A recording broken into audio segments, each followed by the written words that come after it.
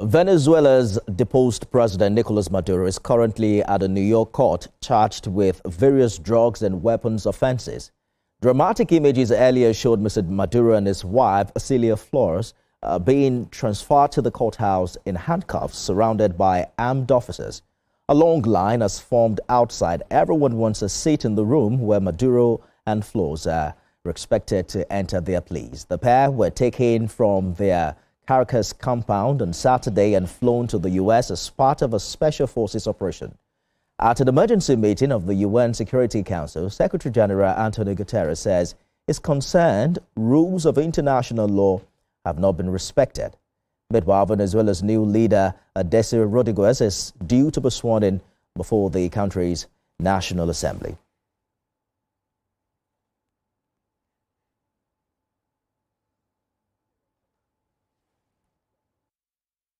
Let's bring in a former United Nations envoy and professor of human rights at Bournemouth University in the UK, Professor Uchenna Emelonye, for more on this development. Prof, thanks for joining us. Given what we know, the U.S. carried out a direct military intervention in Venezuela, seized President Maduro on Venezuelan soil without prior UN Security Council authorization, and then brought him to the U.S. to face federal charges. How does this square with international law, especially the UN Charter's prohibition on the use of force against sovereign states? I would want to anchor my response very strongly on the statement of the United Nations Secretary General, where he has expressed some reservations about this development. Even though he sounded as diplomatic as a UN Secretary General would sound, but I would want to sound tougher on grounds of law, that this development in Venezuela and the United States is concerning, is a development that is worrying, anchored on international law. We all agree that the core principle of international law is sovereignty. And the essence of sovereignty is to protect and guarantee equality of states, irrespective of power, irrespective of authority, irrespective of number, irrespective of ideological leaning. This is a principle. Every sovereign state is granted the equality of sovereignty under the Charter of the United Nations. So in principle, there are exceptions to the issues of sovereignty, and I'm not sure that those exceptions have been met in this particular instance. The first exception is in self-defense. I'm not sure, I don't have the facts that the US government would have, whether the arrest can be justified on grounds of self-defense. The second exception is a United Security Council resolution, where it now becomes a collective action of the international community and not a unilateral action of a member state of the UN. So I would say from the point of law that this is very concerning that this development has happened. Today, it's an attack on Venezuela. Tomorrow, it will be an attack on one of the countries in the global south. What is wrong is in allowing this precedent to happen.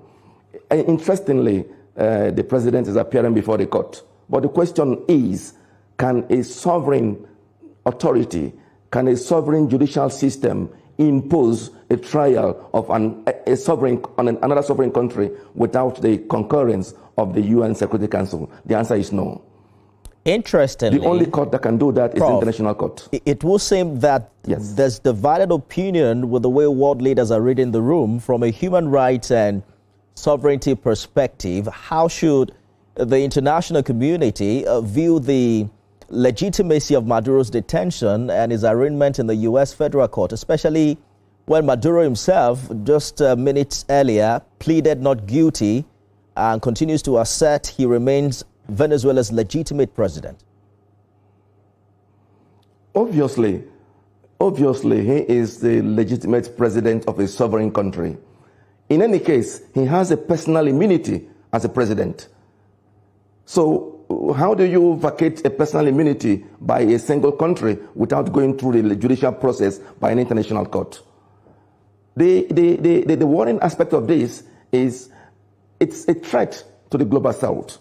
It is a threat to small countries that you must be aligned to the superpowers to exist. And the essence of the UN Charter is to protect states on grounds of equality. So it's irrespective of how countries interpret this. There are bound to be alignment. There are bound to be ideological inclinations on this. But I speak on grounds of law. There are a lot of unanswered questions based on international law in terms of the arrest and the prosecution and the trial that is happening in the United States after an arrest in a sovereign country in Venezuela. It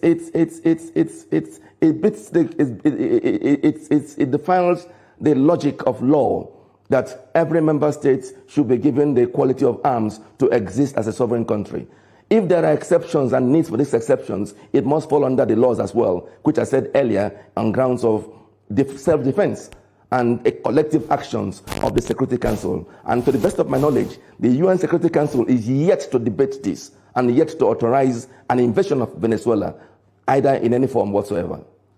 You were talking about the comments by the UN Security Council, the UN Secretary General, and that has also come under strict scrutiny, with many critics saying perhaps the United Nations seem to be a dog that can bark but cannot bite. Looking at the development now, Delcy Rodriguez is due to be installed as interim president by the National Assembly. There are conflicting statements over U.S. control, its cooperation, and even Venezuela's own constitutional process. What do you think the human rights and governance risks are now for Venezuela and the wider region? The risk is this is a wrong and dangerous precedent. This is not an issue for Latin America. This is an issue for the world, and particularly for the global south, and by extension, because I'm African, for African countries.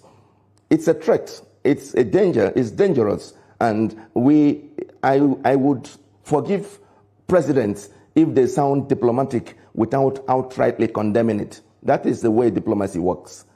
Member states and countries will disassociate themselves from this action, but stop at condemning it. But we have been trained as human rights experts to speak truth to authority. And part of this speak to authority is the fact that this action runs the risk of violating the international rules, international norms, and international standards. The UN Secretary General has said it, and he said it on behalf of the world and member states of the UN, I think 143 members of the UN at this stage.